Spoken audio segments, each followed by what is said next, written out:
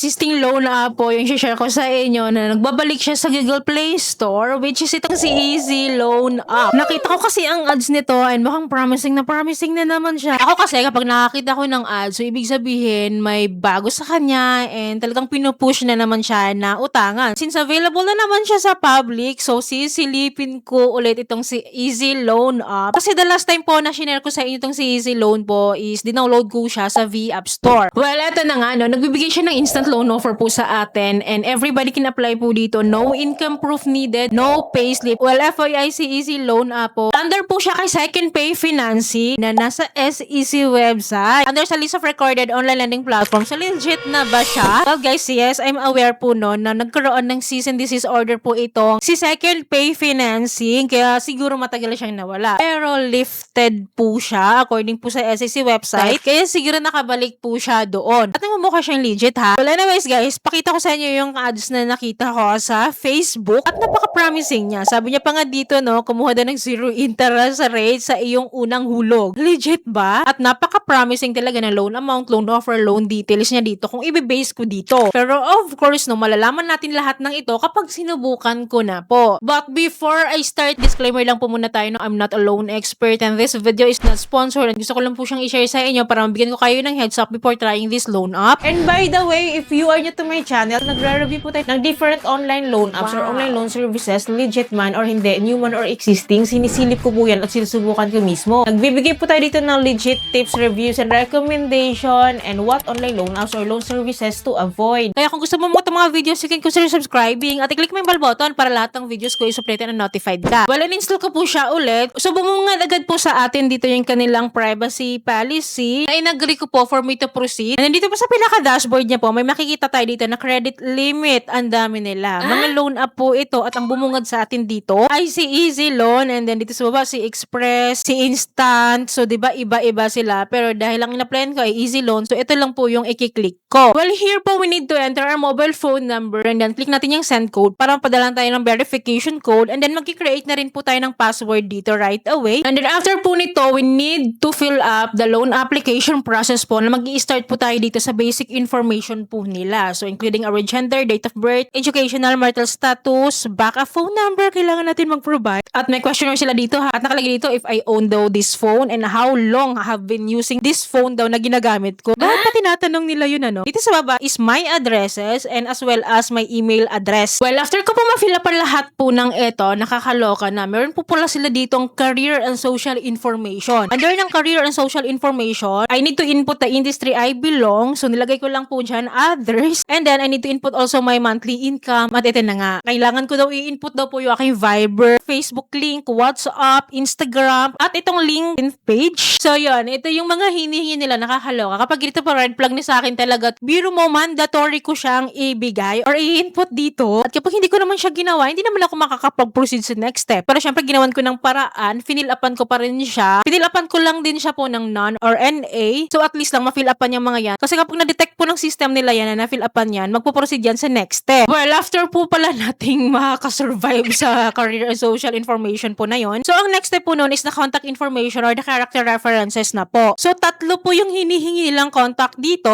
at pwede naman po siyang manually fill up. And then, after po nito, this is followed by our identity information or the ID verification. And for you guys to have an idea, no, about the IDs po na hinihingi nila, very limited lang po. Ito lang talaga hinihingi nila. SSS card, UMID, passport, driver license, PhilSys ID, or the national ID. So, yun lang. Wala siyang mga other pa na IDs na government IDs. So, yun. And kapag nakapili po tayo, pipicture natin yan and fill upan din po natin yung details regarding our ID. And then after po niyan, that is followed by our facial or liveness detection. So, magsiselfie lang po tayo dito. And then, agad-agad po, may instant loan offer daw po ako from 800 pesos to 6,000 pesos. So, hindi pa siya sure kung magkano talaga yung loan amount na approved talaga sa akin. So, naka-range lang po siya sa 800 to 6,000 pesos. Yung 800 pinaka-minimum, yung 6,000 pinaka-maximum. So, meron daw akong loan term po of 90 days. So far, hindi siya transparent ha. So, eto lang yung details na pwede nating pagkasyahin or wala siyang ibang details dito. Ito lang yon. Well, tinignan ko yung kanyang loan details po, no, at may nakita naman tayong information. So, nakalagay dito na yung general terms of the loan. So, since si Easy Loan po, nagpapautang po siya ng up to 30,000 pesos. Ito yung pinaka-sample computation niya. So, yung loan amount daw po is 30,000 pesos pesos and wala daw tayong insurance po na babayaran, zero. And then, yung principal loan amount daw po natin is 30,000 pesos. And then, yung loan term natin is 90 days. And then, yung total interest and service fee daw po or the effective interest rate na po ito, no? 1,350 pesos daw po yun. At ang net proceeds na lang daw po natin is 28,650 pesos. So, lumalabas po na hindi po siya buong matatanggap. Kasi ibabawas na po yung ating total interest and service fee. Kasi sinabi niya naman dito, yung matatanggap or the net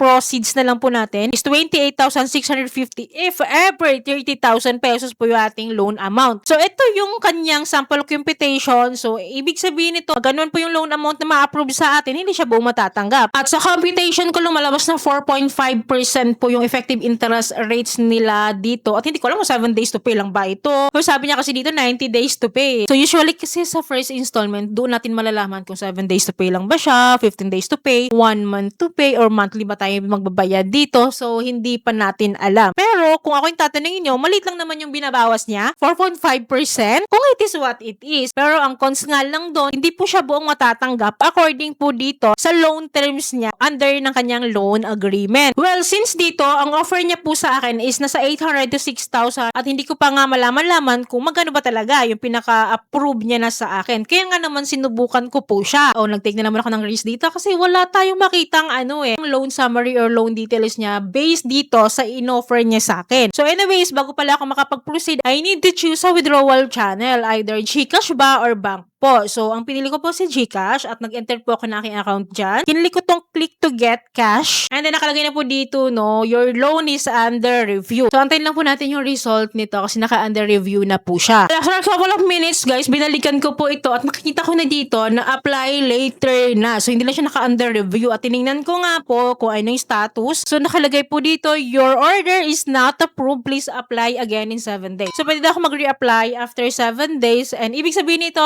rejected ako at disapprove po ako dito. So, hindi ko nalaman kung magkano ba talaga approve loan offer sa akin. Kaya ako nag-take ng risk kasi gusto kong makita either kung loan shark man siya or mataas ba interest rate niya, kung ilang days to pay ba siya, gusto kong malaman. Kasi nga po, hindi siya transparent. But unfortunately, hindi niya ako inaprubahan, ni-reject niya po ako. Well, binaligan ko yung kanyang ads kung saan ko po siya nakita at hindi ko makita doon saan banda yung zero interest sa unang hulog or sa first repayment. Kasi nga, hindi siya naging transparent. And kung i-base ko po yung kanyang ads dito, so, ang layo talaga kasi hindi naman siya ganito. Kaya sinasabi ko sa inyo, wag kayo magpapalinlang sa mga pa-ads dyan sa Facebook, sa Instagram, sa YouTube, or sa other social media platform. At least makita nyo na yung mga nag-review na ng mga loan apps na ito para may idea na kayo, katulad nga po nito. Kaya guys, pag-isipan yung mabuti. Ito ha. Well, sa mga nakapag-try na po pala dito, ano po masasabi nyo? Paki-comment down below po yung mga experiences nyo para aware din po iba nating viewer. And don't worry, lagi naman po ako mag-update sa inyo if ever may changes or improvement ba nitong si Easy Loan App since nagbabalik nga po siya sa Google Play Store at nagkalat na naman yung ads niya. So yun lamang po. I hope po may natutunan kayo sa video. I hope po nakatulong tong video sa inyo. Kung nagustuhan niyo po yung video, please don't forget to like, share, and subscribe. At click yung bell button para lahat ng videos ko is updated and notified po kayo. So yun lamang po. Thank you for watching this video. See you in my next video. Bye!